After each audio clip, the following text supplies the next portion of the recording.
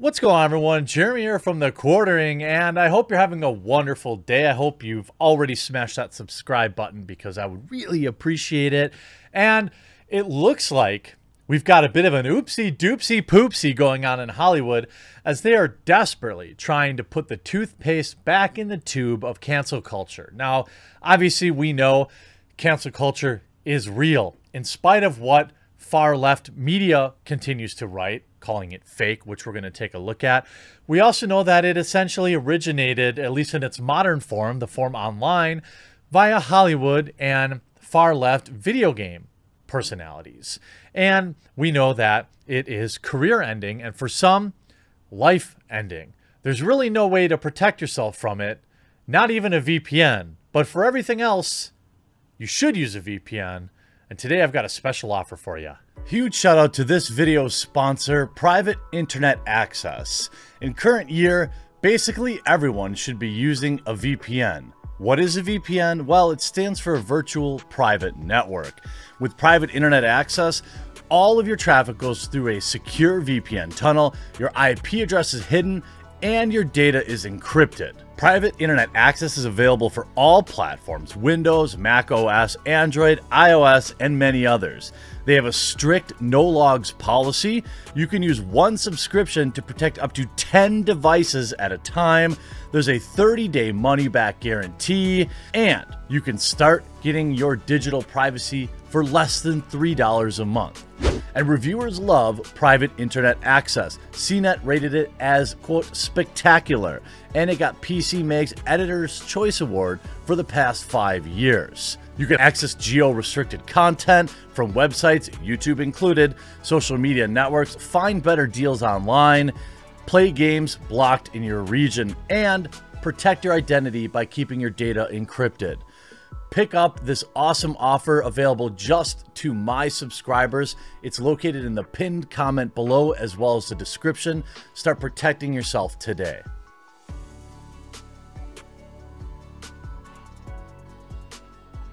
Now, we saw last week, and by the way, hey, if you don't use that VPN, I understand, but really, if you're browsing the web these days, you really should be using one, and I've got a special offer in the pinned comment below that helps both us, both me and protects you. So check them out. Now, the Washington Times reports Robert Downey Jr. rips cancel culture as Chris Pratt is labeled, you know, the WS word, Trump supporter. Iron Man actor, delete your social media accounts, sit down with your own defects of character. Now, we talked about this last week. Chris Pratt getting canceled for not attending a fundraiser for Joe Biden. Now, Chris Pratt just is not, according to people that know him anyway, he's simply just not an overly political type of guy. So him not attending a political fundraiser is really not that out of character for him.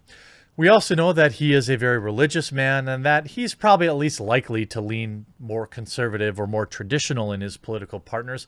So it's not our political choice. It's not like crazy to think that he would support a Republican. But again, it doesn't matter. That didn't matter to Twitter, though, who wanted his head on a platter simply for not shilling for the right candidate. He didn't shill for the right candidate. He just didn't do what they told him to do. This is the second time Chris Pratt has faced cancel culture. This last time was simply wearing a "Don't Tread on Me" t-shirt. Now, of course, if you listen to mainstream media, they'll say it's just a right-wing problem. It doesn't exist. Cancel culture is really about old elites losing power in the social media age. Why did they write these articles? Well, it was to continue to conceal the power, the very real power that they had. Cancel culture ended effectively Louis C.K.'s career. How about, why can't I think of his name? Why can't I think of his name? Chris D'Elia. Did we ever see any evidence? No, but he's done. He's done. His Netflix show is canceled. He's not getting any work now or probably for a long time. None of that was ever proved. But again, Hollywood cancel culture. Not one person stood up for him in Hollywood. Even his friends, his other friends had to think of their work first. People that he had weekly podcasts. Obviously, he had his own podcast. But he had podcasts with other Hollywood people Silent. Not one of them stuck up for him, at least that I saw. Panic over cancel culture. The Republican National Convention this year made fighting cancel culture a priority. Former Republican Senator Orrin Hatch wrote in the Wall Street Journal that cancel culture was at the heart of a crisis facing academic freedom in our nation. Other right-wing activists noted the same in the Washington Times, and Fox News hosts like Tucker Carlson talk about the issue constantly. The message is that cancel culture is a lurking threat against any professor or writer. Make one bad comment, one spicy joke, a perceived slight against oppressed group, and you could see dozens, hundreds, or thousands of Twitter SJWs rally for your termination of employment. This is the new McCarthyism. But it is. It is. Now, this article on fair.org went on to say that it's not real and that cancel culture is just a left-wing thing, except we know this to not be true. We know that Jimmy Kimmel, in spite of his survival, cancel culture came for him.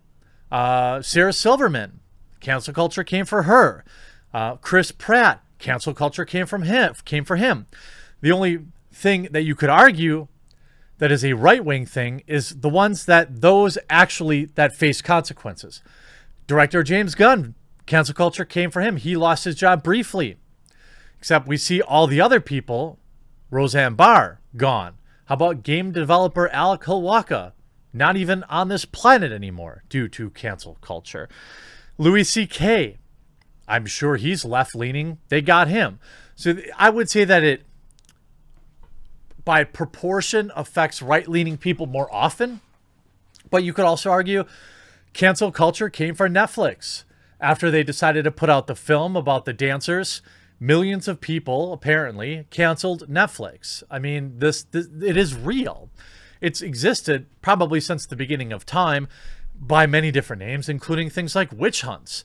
This is where public perception is completely destroyed, and you are pronounced guilty without any evidence and never given a platform to defend yourself.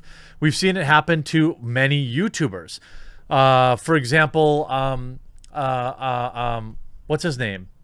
The guy with the cosplay guy, Pro Jared. We saw it happen to the guy from movie trailers, the Honest Movie Trailers. These are people that were literally canceled and innocent, and now they're basically persona non gratas. Nobody wants to work with them. They can't find work. All of this is fine because at the end of the day, what cancel culture is really about is giving someone who doesn't have a lot of self-confidence, a lot of self-worth, giving them an opportunity to stick their finger in someone's face and say that they're better than them. That's ultimately what it is. And we see Sarah Silverman, who, of course, cancel culture, Sarah Silverman calls it righteousness prawn and really scary. This is somebody back in August 12th, ironically, who has, for all of her horrendous other takes, has basically been on the correct side of pushing back against cancel culture. Now, she was actually in the room, I believe, with Louis C.K. when this other stuff happened, I thought. During the episode of the Bill Simmons podcast last week, Silverman criticized the movement to essentially erase people for their past mistakes, even if they've mistaken, have since recognized their errors. The comedian also discussed some of her own regrettable moments, like performing in blackface in an episode of her show that was about race, for which she hopes the public can forgive her. It's really scary, Silverman said of the cancel trend. It's righteousness prawn. It's like if you're not really on board, if you say the wrong thing, if you had a tweet once, everything is throwing the first stone. It's so odd and it's so weird. Just yesterday, Silverman took to her podcast. Sarah Silverman says progressives don't offer a path to redemption for victims of cancel culture. They've got to find some place where they're accepted, and it's not going to be with progressives. She's actually not wrong about that. As bad as Sarah Silverman's takes have been, she's right. I mean, I have seen so many woke people that I thought used to be woke end up defecting to the right, or sometimes even going really far the other way after they weren't woke enough for their partners. She says, quote, in this cancel culture, and we all know what I'm talking about, whether you are there, or I'm sorry, whether you think there's one or there isn't, or where you stand on one, there's a lot of gray matter there. But without a path to redemption, when you take someone, you found a tweet they wrote 7 years ago, or a thing they said, and you expose it, and you say, this person should be no more, banish them forever, they're going to find some place where they're accepted, and it's not going to be with progressives, which ironically means to be changed. Progress. Silverman said victims of cancel culture need a path to redemption, noting that our longtime friend was once embraced by evil people because he couldn't find love anywhere else, a warning that could happen to people that are abandoned by the left. If we don't give these people a path to redemption, then they're going to go where they are accepted, which is the mother effing dark side, she said. I think there should be some kind of path. Do we want people to be changed, or do you want them to stay same, to freeze in a moment we found them on the internet 12 years ago? She continued to criticize what she calls righteousness prawn, noting that people attack others so they can point to ourselves as right. Well, we agree exactly on that point. Silverman made the comments recently on our podcast. Now, interestingly, when we look at the replies, there are plenty of people in here that still support cancel culture. You see, there's a sequencing problem, though, Sarah. Redemption comes after repentance. We don't have to offer a minute of redemption to people who aren't interested in repentance. This is like, kneel before me. Oh, you're not kneeling hard enough. You're not apologizing hard enough. We need more. You haven't done enough. This is someone, of course, whose username is BLM. Except there is a path to redemption, and it starts with actual contrition. I wish people would talk more about what it means to actually want forgiveness instead of pretending that cancel culture isn't just this new social justice warrior where we let offenders set this narrative. But it is, isn't it? Cancel culture is the new social justice warrior. SJWs, or social justice warrior, is not really a term. It's not really a thing people talk about anymore. It's cancel culture. And cancel culture is exactly that. Righteous, progressive, or far lefties, or far righties. Look, the right was behind the cancel culture movement for many people in Hollywood. Many of them, and I understand, wanting to hold others to the same standard. I've absolutely felt like that. Where, look, we've got to hold them to their own standard, and they need to be canceled too. But at the end of the day, there is no winning with cancel culture. It's about moral superiority. It's about feeling better than someone else.